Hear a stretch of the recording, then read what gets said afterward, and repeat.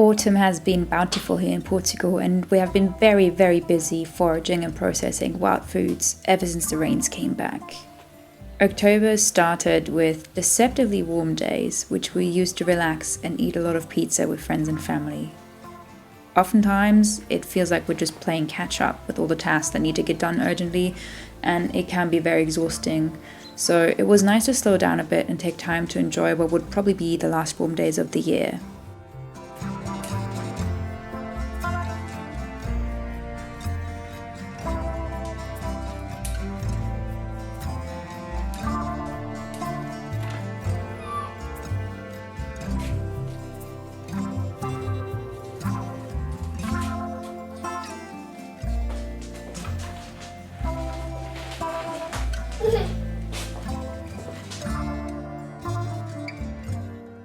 It looks like we're getting a proper Portuguese winter with a lot of rain, so that's quite exciting for us. And this week a storm was forecast, so we really had to get in there and get some last important tasks done, such as cutting off firewood and preparing the winter grain we want to trial out this year.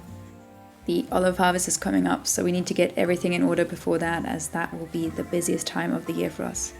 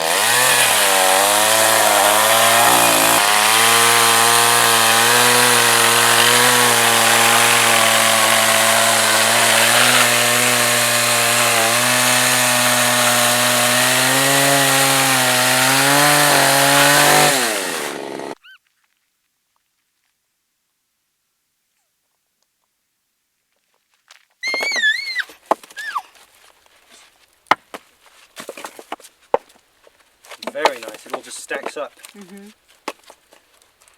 This was a great success, I would say. Yeah. Labour saving.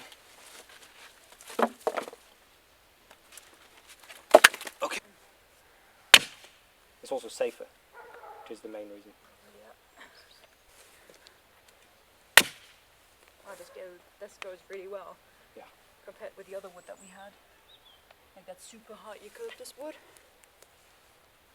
Sometimes I couldn't get the... The axe is better. Yeah. Some of the wood is a little bit rotten, but it's mostly quite dry now. This is the neighbour's land here. He cleared this whole area of trees when he first got here to make a fire break from his house.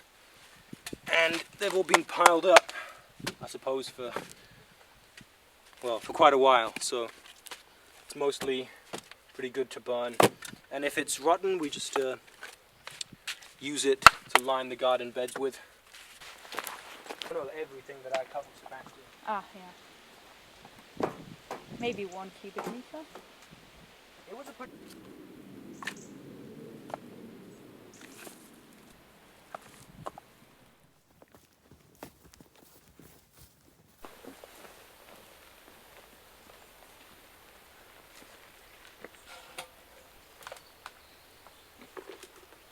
See if these girls like it.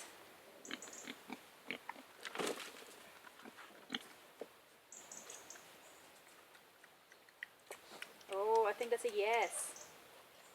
Our neighbours have been making grape juice, so we just got a bunch of discard, and some of it will go to the pigs and some will go to the chickens.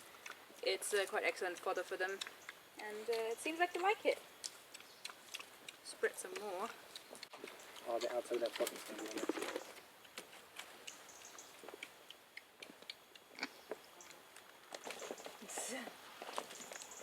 Sorry, girls. These seed trays, I've got spelt, which is a cereal that's very similar to wheat. This is one of our central plans for food resilience in the future, and this grows over winter. So I've had these in the trays for a few days now, and they're germinated and they're beginning to poke up, and it's October.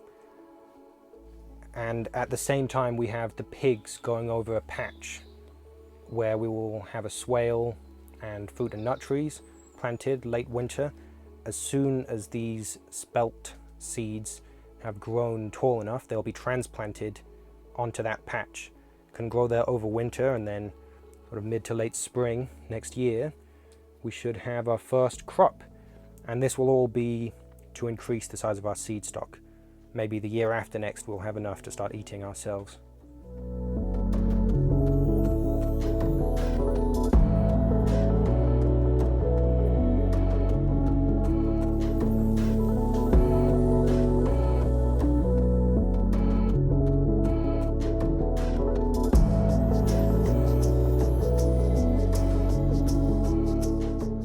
When we moved to the land here, we had no electricity on the property at all.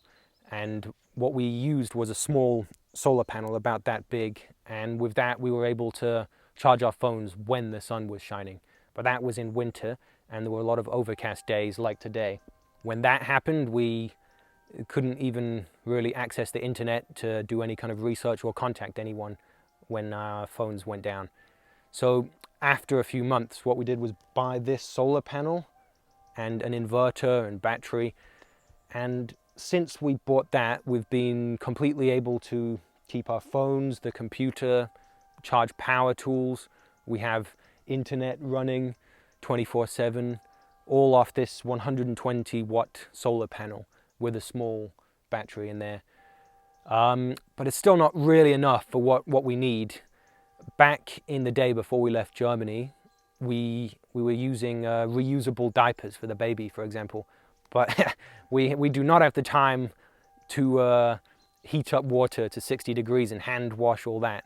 And using the laundry in town, that's kind of getting expensive now. So what we've done is we've connected the house to the grid. And now we have a washing machine and also a freezer. So in the shack we have the basic functionality all set up, and in the house we can go the extra mile, put the washing machine on. We still have to pour water in through the detergent drawer because we don't have mains water, but yeah, we can freeze food and all that. And probably within the year I would love to buy a new solar system for the house, but instead of this 120 watt system we'll have a 800 watt solar panels, so two 400 watt panels. And if the power would go out, we could run the freezer on that, no problem, with a 1200 watt inverter and a bigger battery than what we have here. We're not really aiming for complete self-sufficiency, although it's a wonderful idea. What we're really going for is resilience. So, you know, we have multiple systems for our electricity. Even if the house one goes offline, it's not the end of the world, especially when we get a secondary solar system for the freezer, for example. So are we giving up on off-grid? Kind of, but not really.